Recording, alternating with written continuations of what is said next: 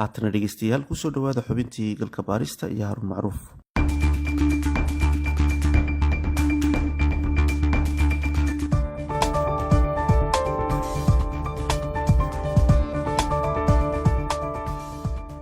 kaalmo malaayiin dollar ah oo deeq-bixiyaasha caalamku ay siin jireen wasaaradda caafimaadka ee dowladda Soomaaliya muddo sanado ah ayaa lagula kacay musuqmaasuq kadib markii hay'adaha deeqda bixiya ay ku guuldareysteen inay lacagahaasi soo marsiiyaan qasnada dhexe ee dowladda.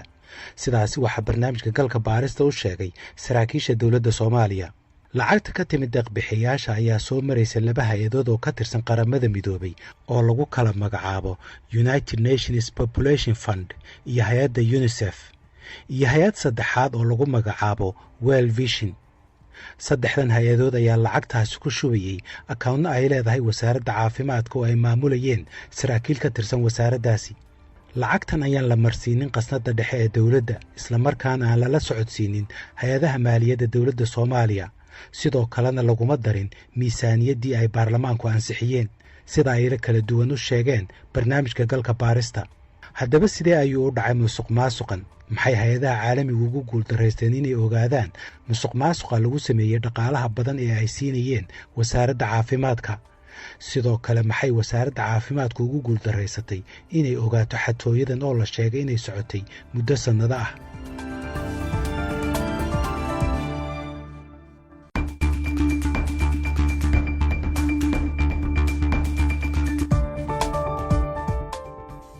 maxkamadda gobolka Banaadir waxay bishii August bayaaqadeedii xukunno u dhaxeeya 3 sano ilaa 18 sano ku riday 4 sargaal oo ka tirsan wasaaradda caafimaadka ee dowladda Soomaaliya kadib markii lagu helay xatooyo xoolo dadweyne.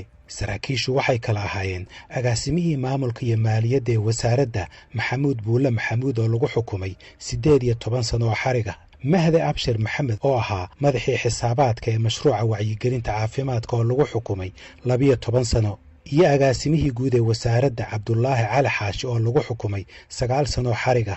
saddexdaas waxaa kaloo lagu ganaaxay min $2,366, waxaana laga mamnuucay inay mar dambe qabtaan xafiis dadweyne. waxaa sidoo kale la xukumay Bashiir Cabdi Nuur oo ahaa xisaabiyaha mashruuca malaariyada ee wasaaradda caafimaadka oo lagu xukumay 3 sano xariga, lana ganaaxay $1,183 iyo inuusan xafiis dadweyne qabanin muddo 5 sano ah. maxkamaddu waxay sheegtay in 40 sargaal lagu helay xatooyo xoolo dadweyne. haddaba sida uu ogaaday barnaamijka galka baaristu, dhaqaalaha la lunsaday ayaa ahaa mid ka yimid deeq-bixiyayaasha, kuwaasi oo muddo sannado ah kaalmo siinayey wasaaradda caafimaadka si loogu kharash gareeyo barnaamijyada caafimaadka ee wasaaradda. hay-adahaasi caalamigii waxay lacagtaas ku dirayeen akawnno ay wasaaraddu ka furatay bankiyo gaar ah. saddexdaasi hay-adood ee caalamiga waxay kala yihiin sanduuqa bulshada qaramada midoobay ama UN Population Fund oo 3 sano ugu dambeeyay siiyay wasaaradda caafimaadka lacag ka badan $3,400,000. hay-adda labaad waxay ahayd sanduuqa badbaadada carruurta UNICEF oo siisay 3 sano ee lasoo dhaafay lacag ka badan $2,100,000. iyo hay-adda World Vision oo iyaduna wasaaradda siisay $575,000. lacagahan marka la isu geeyo waxay ka badan yihiin $6,100,000. sida uu galka baaristu ku helay macluumaad kala duwanna, lacagahan ka yimid deeq-bixiyayaasha ayaa ahaa kuwa uu ku dhacay musuqmaasuqu. lacagahanina ma ahayn kuwo loogu talagalay la dagaalanka COVID-19, balse waxay ahaayeen kuwo lagu waday shaqada mashaariicda ay ka midka yihiin caafimaadka haweenka iyo dhallaanka, malaariyada, HIV iyo kobcinta wacyigelinta caafimaadka. Maxamed Maxamuud Cali Afgooye waa hanti dhowraha guud ee qaranka, xilkaasi oo uu hayay muddo haatan ku dhow 4 sano. waraysi gaar ah oo uu dhacdadan ka siiyey galka baarista waxa uu ku sheegay sidan: waxaa jira xiriir weyn ama ballaaran oo ka dhaxeeya xatooyada ama musuqa dhacay ee ka dhacay wasaaradda caafimaadka iyo lacagaha deeqaha ee aan ku jirin miisaaniyadda dowladda, sidoo kalena aan ku soo dhicin khasnada dhexe ee dowladda. run ahaantii dhowr qodob ayaan isleeyahay way sababtay ama dhalisay xiriir ka dhaxeeya xatooyada dhacday iyo lacagaha deeqaha ee aan ku jirin miisaaniyadda. qodobka koowaad ayaa ah hubin la'aan. hubin la'aan waa arrinta run ahaantii saamaynta lixaadka leh dhalisay in lacagaha intaa la eg la maamul xumeeyo ama la musuqo weliba sanado badan.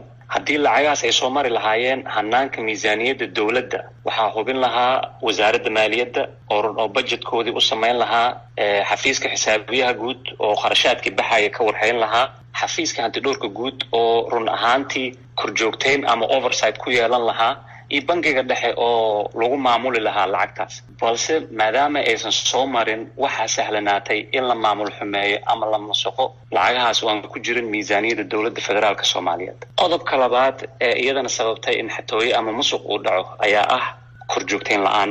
run ahaantii haddii hay-adaha dowladda ee kala duwan ee doorka ku leh maamul wanaagga iyo korjoogteynta maaliyadda dowladda aysan lacagahan deeqaha ee ka baxsan maaliyadda si joogto ah uga warqabin waxaa sahlanaanaysa in arrinkaa ay ka faa'iidaystaan shakhsiyaad dana gaar ah leh kuwaas oo si sharci darro ah run ahaantii ugu takrifala deeqaha ka yimid dibadda oo aan ku jirin miisaaniyadda dowladda federaalka Soomaaliya sidoo kalena aan ku soo dhicin khasnadda dhexe ee dowladda. ciidamada amniga ee dowladda Soomaaliya ayaa horaantii bishii Abriil ee sanadkan galay xafiis ku yaala degmada Waaberi ee magaalada Muqdisho. xafiiskaasi waxaa ka shaqaynayay shaqaale ka mid ah wasaaradda caafimaadka inkastoo xafiiskaasi uusan ku oolin isla markaana u dhoweyn wasaaradda caafimaadka. macluumaadka ku saabsan kiiskan waxaa badankiisa laga helay xafiiska qarsoodiga ah ee ku yaala degmada Waaberi. waxaa laga helay magacyada iyo dokumentiyada shirkado iyo ganacsiyo gaar loo leeyahay oo jira iyo kuwa aan jirinba. sida ay la kala duwan u sheegeen galka baarista waxaa mas'uuliyiinta dowladdu ay gacanta ku dhigeen waraaqo iyo dokumentiyo maaliyadeed oo lagu bixiyay lacag dhan 6,111,000 oo dollar. dokumentiyadaasi ayaa ahaa kuwo aan mar kaliya lagu bixin lacagta balse waxay soo taxneed xatooyadani muddo sannado ah gaar ahaan sannadihii 2017, 2018 iyo 2019. lacagahaasi oo ka baxay akawnka wasaaradda isla markaana la siiyey shirkado iyo ganacsato aan intooda badan jirin oo magacooda lagu been abuurtay si lacaga loogu qaato kadib markii la samaystay waraaqaha lacag qabashada, kuwa lacag bixinta, kuwa xaqiijinaya inay adeegaasi qabteen iyo tiimbarayaal. baaritaanka guriga ku yaala degmada Waaberi waxa uu dhacay 4tii bishii Abriil ee sanadkan waxaana hay-adaha amnigu ay heleen tiimbarayaal, buugaagta qaansheegashada, warqadaha lacag bixinta, galal, kombiyuutarro iyo qalabka daabacaadda. dhammaan agabka la helayna waxay fududeeyeen in ay dhacdo xatooyadaasi. muunad laga qaaday baaritaanka 17 shirkadood oo ka mid ahaa 151 shirkadood iyo shakhsiyaad la aaminsan yahay in magacooda lagu xaday lacagta deeq-bixiyayaasha ayaa lagu ogaaday in la dhacay dhammaan lacagtii ku qornayd risiidyada oo ahayd in ka badan 476,000 oo dollar. mid ka mid ah shirkadaha aan magac ahaan u jirin balse si been abuur ah loo sameeyey magacooda laguna qaatay lacago badan waxaa ka mid ah shirkad lagu magacaabo Asli Vegetable Meat Supplies. sida uu sheegay xeer ilaaliyaha guud ee dowladda Soomaaliya Suleymaan Maxamed Maxamuud, magaca waxaa laga keenay haweeney ka mid ah garab raratada magaalada Muqdisho ee la halganta helitaanka nolol maalmeedka qoyskeeda. kambanigaas hadda idin muuqda waxaa la yiraahdaa Asli Vegetable and Meat Supplier Center. waxaa iska lahayd oo xafiiska xeeraha guud horgeeyay marqaati ahaan horgeeyay lagana yaabo inaad ka daawateen warbixinada ka baxay warbaahinta in laga dhigay kambani jira. waxaana magacaan iskale Asli magac waxa weeye maamo xaafadaha xamar ka tirsan degan oo meel hilib ku iibsata. waxaa laga dhigay inay tahay kambani weyn lacaga tiro badan oo aad u tiro badan baana lagu isticmaalay iyadoo laga dhigay kambani jiray waxaana loo report gareyn jiray lacagahaas hay-adaha mashaariicda lacagta lagula jiro. magaca shirkadda Asli Vegetable and Meat Supplies waxaa wasaaradda caafimaadka looga qaatay lacag ku dhow 114,000 oo dollar. sida uu ogaaday galka baarista lacagahaasi oo ahaa kuwii ay bixiyeen deeq-bixiyayaasha. waxaa kaloo ka mid ahaa shirkad lagu magacaabo Colow Market oo iyadana magaceeda lagu qaatay lacag ku dhow 106,000 oo dollar. sida uu ogaaday galka baaristu waxaa kaloo ka mid ahaa shirkad lagu magacaabo Daacad Car Care oo iyadana magaceeda lagu qaatay lacag ku dhow 11,000 oo dollar. shirkadda Daacad Car Care waa shirkad jirta balse wax shaqo ah uma qabanin wasaaradda caafimaadka. galka baaristu waxa uu la xiriiray mid ka mid ah mas'uuliyiinta shirkadda oo codsaday in sababa dhinaca amniga ah aan magaciisa la sheegin. wasaaradda caafimaadka wax contractiya ma jiraan oo wada shaqeyn ah oo toos ah oo dhex maray sanadada la soo eedeeyay 2017 iyo 2018. goormaad ka war heshay in shirkadaadu ay ka mid tahay shirkadaha magacooda lacag looga bixiyay qasnada wasaaradda caafimaadka? waxaan ogaanay markii xeer ilaalintu noo soo qortay waraaq xeer ilaalinta iyo hantidhowrka qaranka waraaq ay toos anka nagu socotay oo la hayay inuu cisaayeen inaan soo gudbino wixii macluumaad ah iyo shaqeyn ama documentibada wixii wada shaqeynahay inaan dhaxmaray annaka iyo wasaaradda caafimaadka. mas-uuliyiinta dowladda Soomaaliya waxay sheegeen in haddii baaritaan dhow lagu samayn lahaa lacagahan iyo mashaariicda lagu bixinayay in si dhib yar loo ogaan kari lahaa goor hore musuqmaasuqa socday sababtoo ah shirkadaha badankoodu ma ahayn kuwa u diiwaan gashanaa dowladda isla markaana ma jirto canshuur ay siinayeen dowladda dhexe. waxay sheegeen in saraakiisha ugu sarreysay wasaaradda caafimaadku ay si dhib yar ku ogaan kari lahaayeen musuqmaasuqa. galka baaristu waxa uu la xiriiray wasiirka caafimaadka Foosiye Abikar oo iyada aan loo jeedinin wax eeda ah oo ku saabsan xatooyada dhacday. hase yeeshee wasiirku kama aysan soo jawaabin codsigii waraysiga ee aan u gudbiyey. mas-uuliyiinta dowladda Soomaaliya waxay sheegeen inay la xisaabtameen shaqaalihii ku lugta lahaa xatooyadan. hase yeeshee waxay isweydiiyeen cidda la xisaabtamaysa deeq-bixiyayaasha lacagaha ku dirayay akawntna aan ahayn khasnadda dhexe ee dowladda. waxaa xusid mudan in la sheegay in hay-adahan caalamiga ah ee deeqda bixinayay ay sanad walba soo dirayeen hay-ado audit ama baaritaan maaliyadeed ku sameeya wasaaradda caafimaadka. hase yeeshee baaritaanadaasi sida muuqata ma soo saarin musuqmaasuqii socday.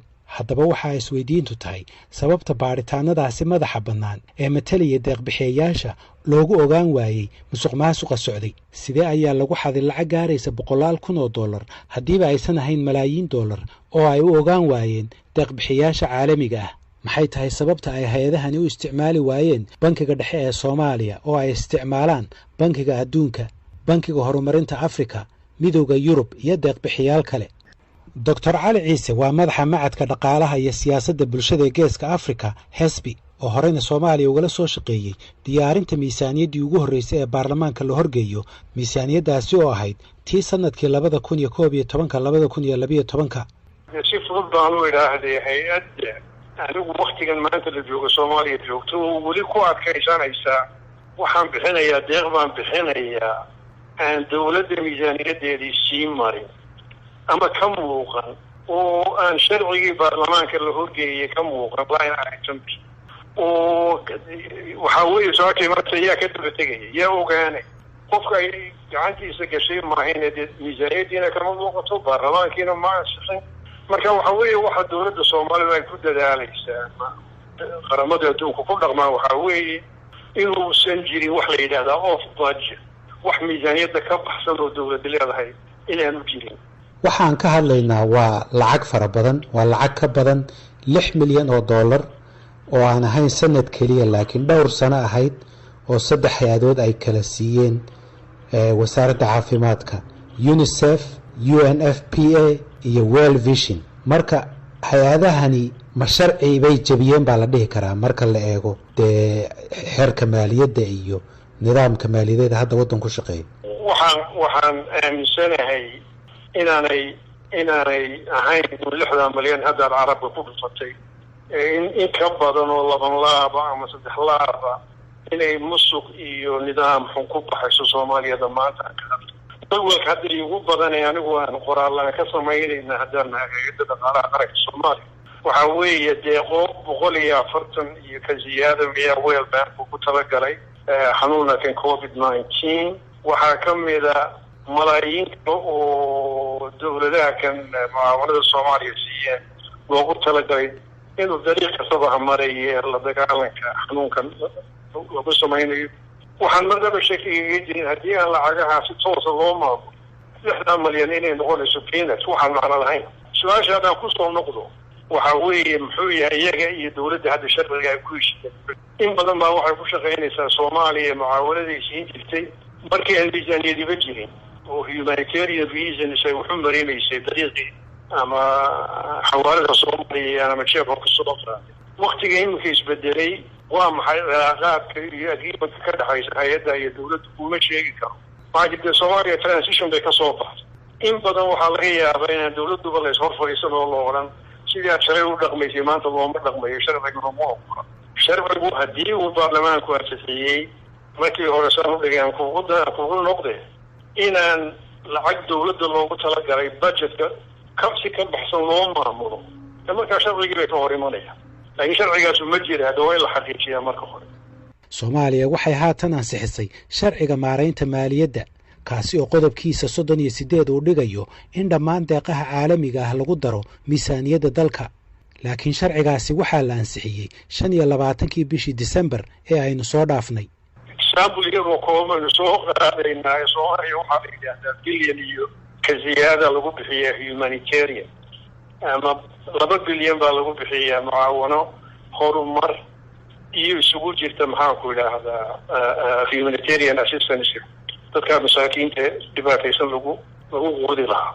Soomaaliya haddii sanadooda 2 bilyan soo gelayso lacag amay ka muuqato Soomaaliya dadkeeda iyo sida horumarkeeda iyo nidaamka iyo intaasoo malyan oo qof oo 3 malyan baa shireen xeerarka xogtimaanta ku jirta mashirinka lagu maalintii lagu quudaa 2 bilyan noqotay miya marka xisaabta haddii doon xisaab caadi in la sameeyo waxa weeye inay dawladdu lafteedu noqoto tii lagu dayan lahaa marka hore laakiin maxaa yeelay laba qaabo isma qaado haddii aan tii dawladda gacanteeda soo gashay si fiican loo maamulahay tii banaanka loogu qaybiyeen hadda waxaad og tahay in aanayna xisaab fiican iyo nidaam fiican midna aan lagu dhaqmahayn.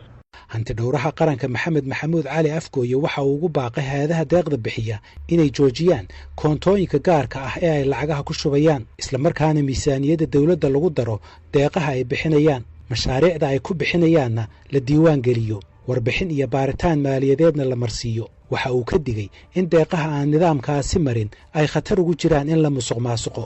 bal waxaad wax yar sharaxdaa sharciga uu ku shaqeeyo xafiiskan hanti dhowrkeed madaxda ka tahay. adduunka maanta aynu ku noolnahay Haarun horumarka dhaqaalaha waxa asaas u ah abuurista fursado maalgelineed iyo isla xisaabtanka hay'adaha dawladeed. marka la doonayo in dal la maalgeliyo ama la taageero waxaa lagu qiimeeyaa sida shuruucdiisu ula jaanqaadi karaan nidaamka casriga ah ee maamulka dhaqaalaha ee adduunka iyo sida isla xisaabtanka ugu shaqeeyo dalkaas iyo sida ay u sugan tahay madax bannaanida hay'adaha korjoogtay dhaqaalaha dalkaas. sharciga hanti dhowrka ee aan hadda ku shaqeyno waa sharciga la sameeyay 1972 ilaa waqtigaas maamulka dhaqaalaha dunida iyo shuruucda la xiriir wax badan ayaa iska bedelay sidaan ognahay. waxaa jira hindisi sharciyeed hadda yaala oo soo maray geedi socod aad u dheer iyo aqrin dhowr ah oo labada aqal ee baarlamaanka ah wuxuuna hindisi sharciyeedkaas hadda hor yaala golaha shacabka oo aan rajaynayno inay ansixiyaan si madaxweynaha jamhuuriyadda federaalka uu u saxiixo. Haarunow in badan ayaan maqlay siyaasiyiin iyo falanqeeyayaal dhaqaale oo ka hadlaya sharciyo uu ka mid yahay sharciga hanti dhowrku anigoo dhammaantood aragtidooda xurmo weyn u haya ayaa waxaan tilmaami lahaa in sharciga hanti dhowrka aan loo isticmaalin hub siyaasadeed si loogu gungaaro ujeedada wanaagsan ee sharciga hanti dhowrku u leeyahay dalka Soomaaliyeed.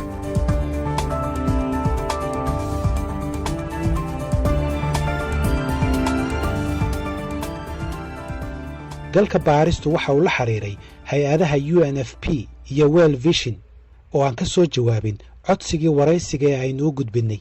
hay'adda UNICEF oo ka soo jawaabtay codsigii galka baarista waxay sheegtay in arrintan uu baaritaan ku hayo hanti dhowraha qaranka xilliganna aysan wax hadal ah ka bixinayn. galka baaristu waxa uu sidoo kale la xiriiray howlgalka qaramada midoobay ee Soomaaliya ee ANSOM waxaana ka helay jawaab qoraal ah oo odhanaysa sidan: howlgalka qaramada midoobay ee Soomaaliya waxaa ka go'an taageerista hay'adaha dalka. taageeradaasi oo dhowr qaab leh oo ay ku jirto mid maaliyadeed oo lagu bixinayo adeegyada halbowlaha u ah dadka Soomaaliyeed. si adag ayaan u qaadanaa wixii takrifal ah ee lagu sameeyo taageerada maaliyadeed. waxaan filaynaa baaritaan lagu sameeyo wixii eeda ah ee la xiriira wax istabamarin. xilligan qaramada midoobay waxay xiriir la samaysay dawladda Soomaaliya si faham dheeraada looga helo baaritaanka dhawaan lagu sameeyay dhacdadaas. qaramada midoobay waxay soo dhaweynaysaa sida Soomaaliya ay uga go'an tahay si hufidda nidaamka si looga hortago wax kasta oo musuqmaasuq ah. waxaa si gaar ah dhiirigelin u leh ansixinta sharciga maaraynta maaliyadda ee 2019 kaasi oo qoraya abuuritaanka qasnad dhexe si tayaysan loogu maamulo hantida dadweyne, kaasi oo sidoo kale ay ku jiraan tallaabooyin ogolaanaya daahfurnaan iyo xisaabtan dhammaan saamilayda tashiilaadka dadweyne wax ugu qabta mujtamaca iyo dhismaha kalsoonida shacabka. qaramada midoobay waxaa ka go'an inay u hoggaansanto sharciga maaraynta maaliyadda ee 2019. sidaasi waxaa qoraysay jawaabtii aynu ka helnay howlgalka qaramada midoobay ee ANSOM.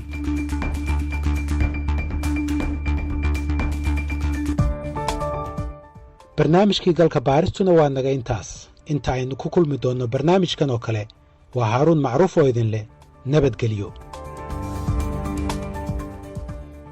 mahadsanid haaruun macruuf oo inoo soo diyaariyey soona jeedinayay barnaamijka galka baarista.